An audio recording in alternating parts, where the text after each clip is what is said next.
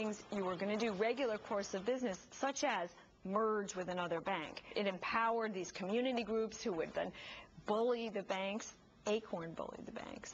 Indeed, Acorn, the associations of community organizers for Reform Now, would before long come up with a new tactic, challenging a thrift merger in Illinois, claiming they didn't make the kind of loans that Acorn felt were required under the CRA. The bank complained such loans would be financially irresponsible. A young community organizer named Barack Obama worked closely with the Acorn activists behind the new strategy. And that strategy worked. Acorn prevailed in court, and soon credit standards were being lowered across the country.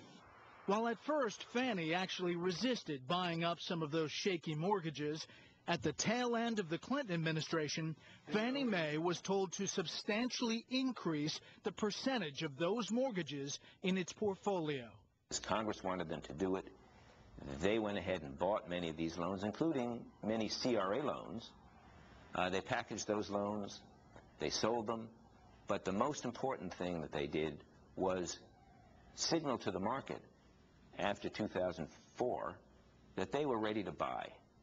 And there was all this money available that Fannie Mae could raise because they had unlimited amounts of money because of their government backing. And all this money was available then if you could find subprime debt, subprime mortgages, and sell them to Fannie Mae. Supporting affordable housing just sounded too good to pass up. There was little resistance. In communities like this one in Washington, D.C., tens of millions of dollars poured in with the backing of the federal government. Real estate developers were thrilled. So were mortgage lenders, who are now collecting more fees from new homeowners who could have never qualified for loans under traditional lending standards. In the closing months of the Clinton administration, the Department of Housing and Urban Development actually told Fannie and Freddie to increase loans to risky borrowers until they totaled half of the portfolios of those institutions.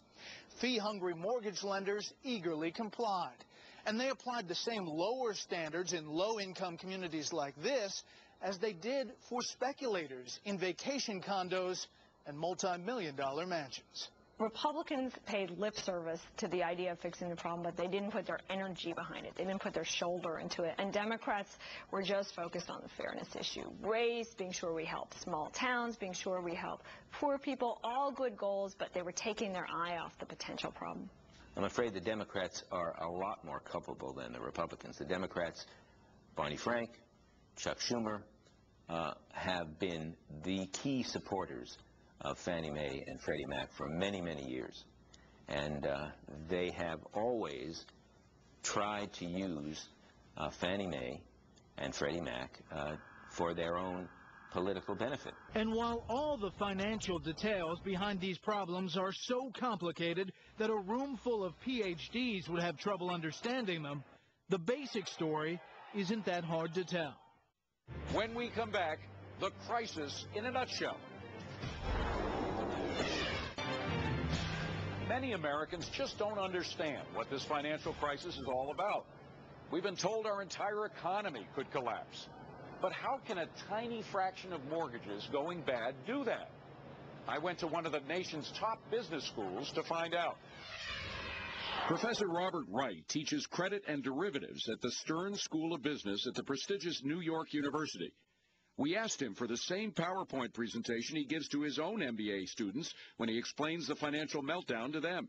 So how do we get from a $250,000 house, the sale of that house, to the worst financial crisis in my lifetime?